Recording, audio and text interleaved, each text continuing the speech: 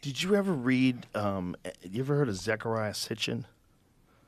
Zechariah Sitchin was a biblical scholar who he deciphered the Sumerian texts, and he was like an expert in language. And when he deciphered, he might not have been a biblical scholar, might have just been a language expert.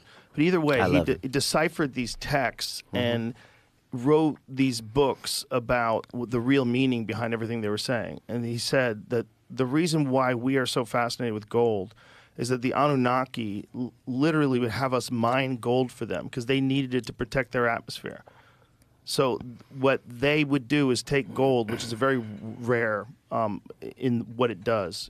What gold can do is you can take a little piece of gold like this big and coat this entire table.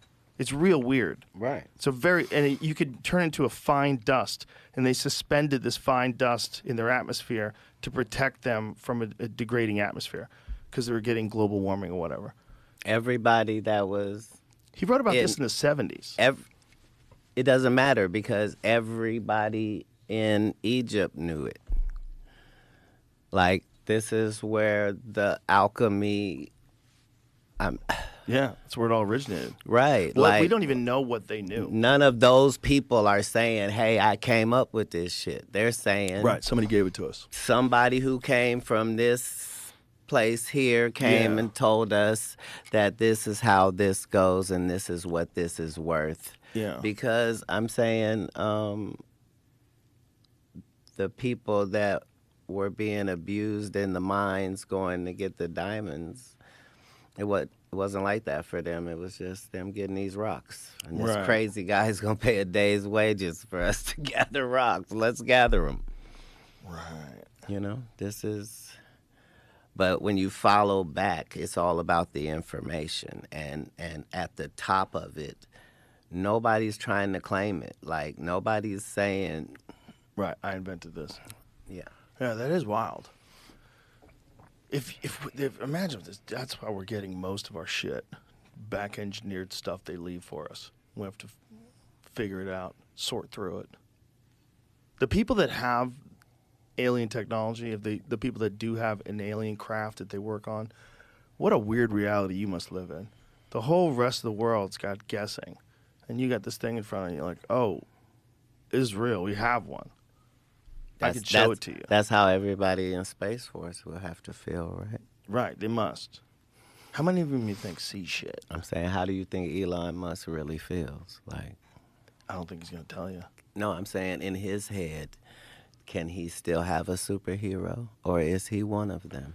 Ooh. You know he's one of them. Like, if you're the richest dude in the world and you're also a super genius, how the fuck do you stop yourself from thinking you're a superhero? That's the big question. No, it's not like that. No? No, it doesn't have superhero side effects to it. I mean, you would probably think. Like, the more you know how little you know. That's true, too. There's not you know what I mean? And nobody has ownership of information.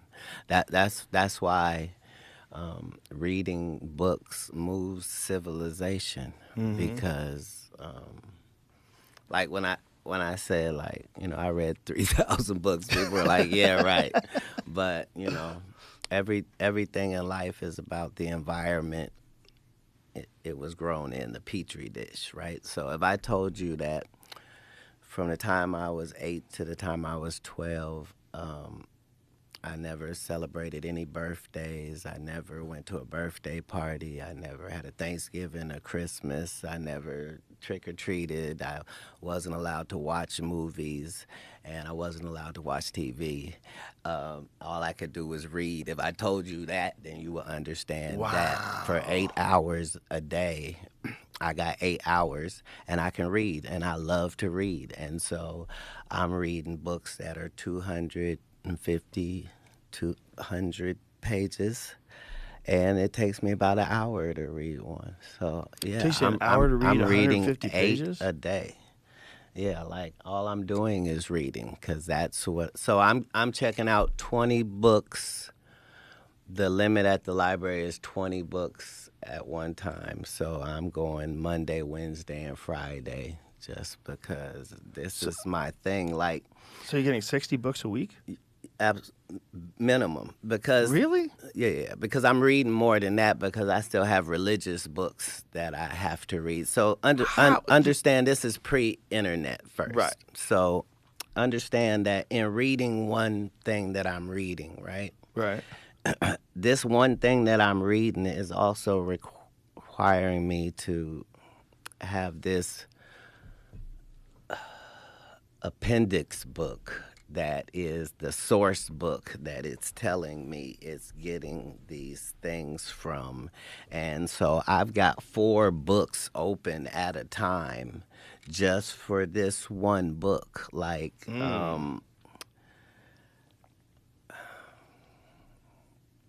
but yeah, so first, I guess between 8 and 12,